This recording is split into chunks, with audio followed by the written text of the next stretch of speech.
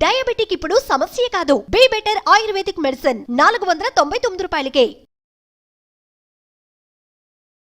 నమస్తే, welcome to Suman TV. ప్రస్తుతం మనతో పాటు acupuncture physician doctor Akshata Gopireddy గారు ఉన్నారు. వారితో మాట్లాడదాం. హలో డాక్టర్ గారు. డయాబెటీస్ గురించి మాట్లాడుకునేటప్పుడు ఇప్పుడు చాలా మందికి అవగాహన వచ్చేసిందండి. ఈ ఫుడ్ తినాలి, ఆ ఫుడ్ తినకూడదు, అంటే ఈ కారణాలతో వస్తుంది. పక్కగా చెప్పాలంటే మన లైఫ్ స్టైల్ మార్చుకుంటే డయాబెటీస్ అనేది మనకి ఇంకా లైఫ్ లో ఉండదు అని. కానీ అసలు రూట్ కాజ్ ఏంటి? అసలు డయాబెటీస్ అనేది ఎందుకు వస్తుంది? డయాబెటీస్ వచ్చే ముందు అంటే ఒక మనిషిలో డయాబెటీస్ లెవెల్స్ అనేవి పెరుగుతున్నాయి, sugar levels ups and downs కావచ్చు, కొత్తగా ప్రీ డయాబెటిక్స్ కావచ్చు, ఇవి గుర్తిస్తున్నాం అంటే మన బాడీలో జరిగే మెకానిజం ఏంటి, అసలు ఏం జరిగితే ఇలా వస్తుంది అనేది తెలుసుకోవాలి ఫస్ట్. సో దాని గురించి ఒక క్లారిటీ. ఇది ప్రతి ఒక్కరు అడగవలసిన క్వశ్చన్. అసలు డయాబెటీస్ అనగానే ట్రీట్మెంట్ ప్రోటోకాల్స్, ఫుడ్లో రెస్ట్రిక్షన్స్ కాకుండా అసలు మన బాడీలో సెల్యులార్ లెవెల్లో ఏం జరుగుతుంది, మన బాడీలో బ్లడ్లో ఏం జరుగుతుంది అనేది తెలుసుకుంటే ఏంటంటే మనకి నాలెడ్జ్ వస్తుంది. నాలెడ్జ్ వచ్చినప్పుడు మనమే సెల్ఫ్గా ఏది చెయ్యాలి, ఏది చేయొద్దు, వాట్ సూట్స్ అవర్ బాడీ అనేది కరెక్ట్గా ప్రతి ఒక్కరూ వాళ్ళ బాడీని అబ్జర్వ్ చేసుకుంటే తెలుస్తుంది అనమాట. అప్పుడు ఏంటంటే ఇంత కన్ఫ్యూజన్ ఉండదు. What to do, what not to do అన్న కరెక్ట్ అవగాహన వాళ్ళకి అర్థమైపోతుంది. సో దాని చేంజెస్ విషయానికి వస్తే, డయాబెటీస్ అంటే మన బ్లడ్లో షుగర్ లెవెల్స్ పెరగడం అంతే. బట్ షుగర్ లెవెల్స్ పెరుగుతుంది అయితే ఏంటి, ఏం జరుగుతుంది అవుతుంది? కరెక్ట్. సో అది మనం సెల్యులార్ లెవెల్లో తెలుసుకుందాం. మన యూజువల్లీ ఇది మన బ్లడ్ వెజల్ అనుకోండి, అంటే మన రక్తనాళం. ఇది మన సెల్.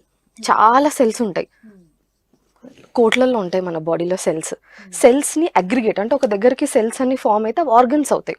హార్ట్ ఒక ఆర్గన్, అదే నంబర్ ఆఫ్ సెల్స్ ఒక దగ్గరకు వస్తే హార్ట్. అట్లా స్ప్లీన్, చాలా సెల్స్ ఒక దగ్గరకు వస్తే సాలిడిఫైడ్ ఇస్ స్ప్లీన్. అట్లా మన బాడీలో అన్ని ఆర్గన్స్, మన వేలు దగ్గర నుంచి మన హెయిర్ ప్రతిదీ సెల్లే. ఈ సెల్స్ కి ఎనర్జీ రావాలి, అవి సర్వైవ్ అవ్వాలి, అంతేగా బ్రతకాలి. సెల్స్ ఉంటేనే మనం ఉన్నట్టు. సో ఈ సెల్స్ యాక్టివ్ గా పనిచేయాలంటే ఈ బ్లడ్ ఫ్లో ఇంపార్టెంట్. ఈ బ్లడ్ లో నుంచి వచ్చే ఆక్సిజన్, న్యూట్రియన్స్ అవన్నీ సెల్ కి చాలా ఇంపార్టెంట్ అనమాట. ఇప్పుడు మనం ఫుడ్ తిన్నాం, మీరు ఏదైనా ఫుడ్ తీసుకున్నారు, ఒక ఫ్రూటే తీసుకున్నారు. ఫుడ్ తీసుకున్నప్పుడు మన మౌత్ త్రూ ఈ ఫుడ్ లోపలికి వెళ్తుంది కదా. ఇది మన ఫుడ్ పైప్ ఇక్కడ ఉంటుంది, చెస్ట్ లో ఉంటుంది, ఈసోఫేగస్ అంటాం. ఇక్కడ నుంచి ఫుడ్ ఏంటంటే స్టొమక్ లోకి ఎంటర్ అవుతుంది.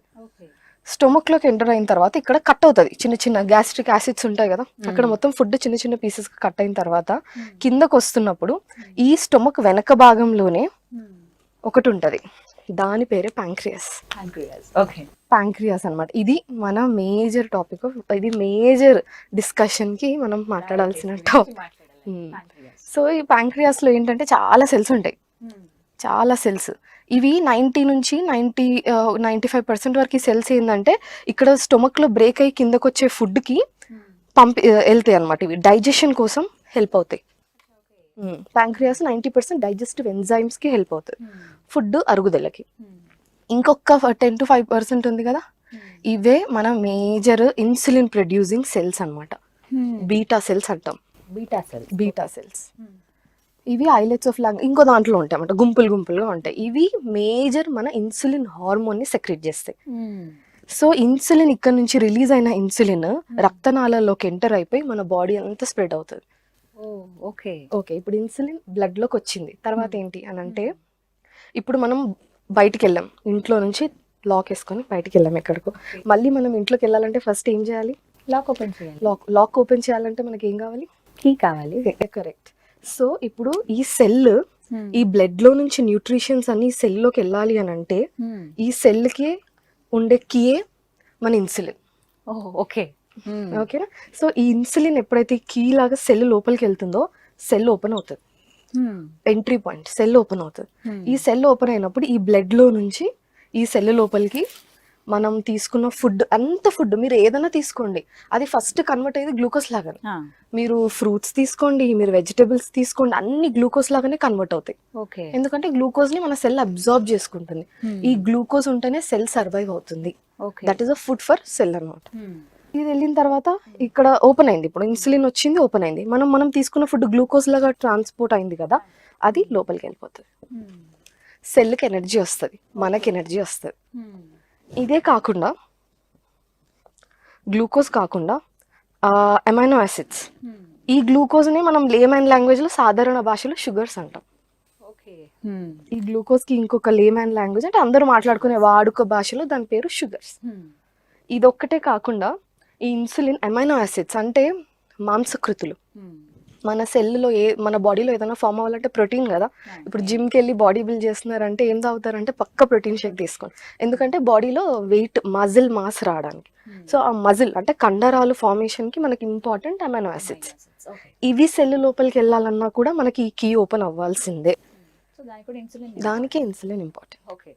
ఇది కాకుండా పొటాషియం మన బీపీ రెగ్యులేషన్కి దానికి ఇట్లా చాలా పనులు చేస్తుంది ఇన్సులిన్. దో అది 5% రిలీజ్ అయినప్పటికీ కూడా ఇంత ఇంపార్టెంట్ ఫంక్షన్స్ ఉన్నాయన్నమాట మన ఇన్సులిన్కి. ఇప్పుడు మన డయాబెటీస్ ఇది నార్మల్గా ప్రతి ఒక్కరిలో జరిగే మెకానిజం, అందరిలో ఇదే జరుగుతుంది. డయాబెటీస్ వాళ్ళకి వచ్చేసరికి ఏమవుతుంది అని అంటే ఈ ఏదైతే సెన్సిటివిటీ సెల్ మీద ఇన్సులిన్ వచ్చి కూర్చున్నప్పుడు సెల్ ఓపెన్ అవ్వాలి కదా, అవ్వదు, రెస్పాన్స్ ఇవ్వదు సెల్. ఎందుకండి? రెసిస్టెన్స్ అంటారు. దానికి చాలా రీజన్స్ ఉంటాయి.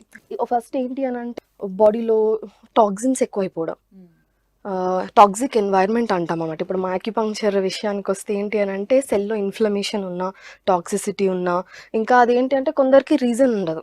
Most of the times genetical అంటే కొంత ఫ్యామిలీస్లో రన్ అవుతున్నా, చాలాసార్లు సెడెంటరీ లైఫ్ స్టైల్ అంటే ఎక్కువ ఎక్సర్సైజ్ అట్లా లేకపోవడం, అట్లాంటి కొన్ని రీజన్స్ వల్ల ఏమవుతుందంటే ఈ సెల్ ఈ ఇన్సులిన్కి పని చేయకపోవడాన్ని ఇన్సులిన్ రెసిస్టెన్స్ అంటాం. Insulin resistance. ఇప్పుడు ఏమవుతుంది, మన బ్లడ్లో నుంచి మన సెల్కి వెళ్ళాల్సిన గ్లూకోజ్ వెళ్ళట్లేదు.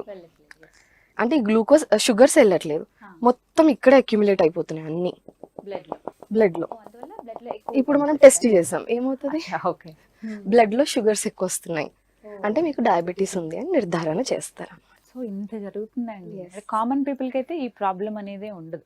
సో అంటే ఏ స్థాయిలో అయితే అంత గుర్తిస్తాం మనం, అది బ్లడ్ షుగర్ గా భావించాలి. యూజువలీ డయాబెటీస్ అనేది సిమ్టమ్స్ నుంచి గుర్తించాలి అంటే కొన్ని సంవత్సరాలు గడిచిపోవాలి మోస్ట్ ఆఫ్ ద టైమ్స్. ఎందుకంటే ఇది చాప కింద నీరు, సైలెంట్ గా వెళ్ళిపోతుంటది.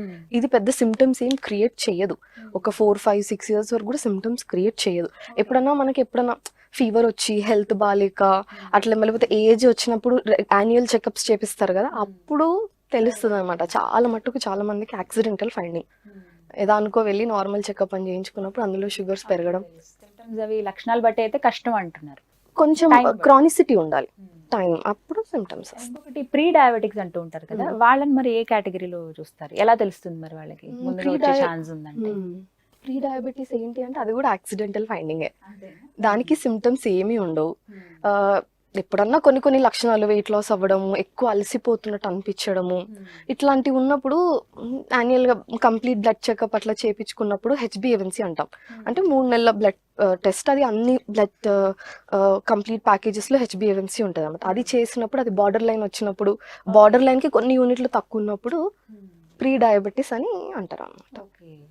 సో ఫస్ట్ ఆఫ్ ఆల్ అందరూ ఈ బాడీలో జరిగే మెకానిజం తెలుసుకోవాలి, ఎందుకు వస్తుంది, షుగర్ లెవెల్స్ ఎందుకు పెరుగుతున్నాయి. ఇది ఫుడ్ బట్టి అంటారండి, మన లైఫ్ స్టైల్, అసలు ఏంటి ఫైనల్ రీజన్ ఏం చెప్తారు దీనికి? అసలు డయాబెటీస్ అంటే ఫస్ట్ ఒక డిజీజ్ అనుకోవద్దు, ఎవరు అనుకోవద్దు. డయాబెటీస్ ఒక disorder, it is not a disease. Disorder అన్నప్పుడు దాన్ని మనం ఆర్డర్ చేసుకుందాం, మనం దాన్ని ఒక ఆర్డర్లోకి తీసుకురావచ్చు. అదొక అలార్మింగ్ సైన్ అనమాట. జస్ట్ ఏదో జరగబోతుంది, అలర్ట్గా ఉండండి అని, అంతే. అంతవరకు మనం దాన్ని అట్లా తీసుకుంటే ఎక్కువ మనకి స్ట్రెస్ ఉండదు. డయాబెటీస్ వచ్చేసింది అనగానే ఫస్ట్ టెన్షన్లోకి వెళ్ళిపోతారు, డయాబెటీస్ వచ్చేసింది, స్వీట్లు తినొద్దు, ఫుడ్ రెస్ట్రిక్షన్స్ పెట్టేసుకోవాలి, ఫంక్షన్లకి ఎక్కడికి వెళ్ళొద్దు, జీవితాంతం మెడిసిన్ వాడాలి, ఇలాంటి ఆలోచనలు. సో ఇవన్నీ ఫస్ట్ పక్కన పెట్టేయాలి. But thank you so much Akshata garu. అంటే ఎంత క్లియర్గా ఎక్స్ప్లెయిన్ చేశారో తెలుసా మీరు.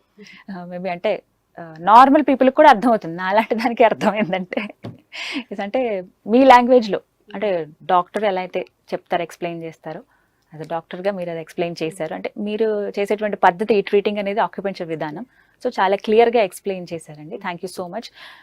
మాట్లాడదాం, ఇంకా చాలా డౌట్స్ ఉన్నాయి, మిగతా ఎపిసోడ్స్లో వాటి గురించి కూడా డిస్కస్ చేద్దాం. థ్యాంక్ యూ డాక్టర్ గారు, నమస్తే.